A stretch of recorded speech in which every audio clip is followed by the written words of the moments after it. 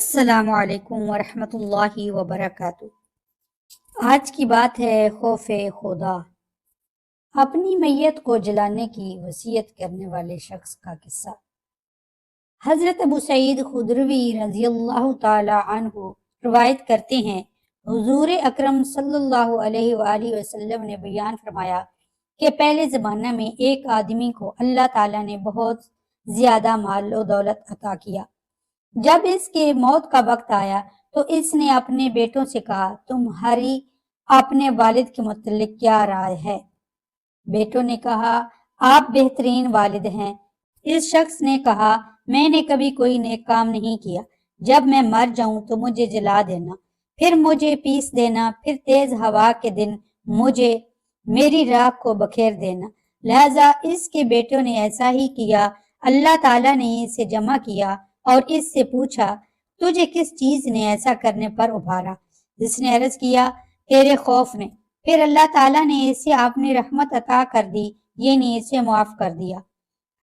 حضرت ابو ہریرہ رضی اللہ تعالیٰ عنہ کی روایت ہے، پھر مجھے ہوا میں اڑا دینا، کیونکہ خدا کی قسم اگر اللہ تعالیٰ مجھ پر قادر ہو گیا تو مجھے ایسا عذاب دے گا جو اس نے کسی کو نہ دیا ہوگا۔ جب اس کا انتقال ہو گیا تو اس کے ساتھ ایسا ہی کیا گیا۔ اللہ تعالیٰ کا خوف راہ نجات ہے۔ فوائد۔ اس قصہ سے اللہ کے خوف کی فضیلت اور خشیت الہی کا فائدہ معلوم ہوتا ہے۔ نیز یہ بھی معلوم ہوا ہے کہ اللہ کا خوف دنیا آخرت کی امن و سلامتی اور مغفرت و بخشش کا ضامن ہے۔ اس قصہ میں اللہ کے خوف کی ایک عظیم الشان مثال موجود ہے۔ اس شخص نے اپنے بیٹوں کو وصیت کی، مرنے کے بعد اسے جلا دیا جائے، اور جب اللہ تعالیٰ نے اس سے پوچھا کہ تجھے ایسا کرنے پر کس چیز نے مجبور کیا، اس نے جواب دیا، تیرا خوف دنیا میں، اللہ کا خوف آخرت میں نجات کا ذریعہ ہے۔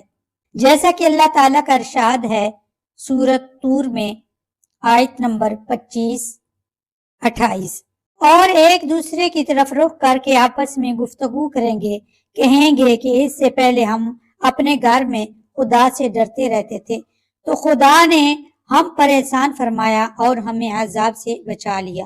اس سے پہلے ہم اس سے دعائیں کیا کرتے تھے، بے شک وہ احسان کرنے والا مہربان ہے۔ سبحان اللہ۔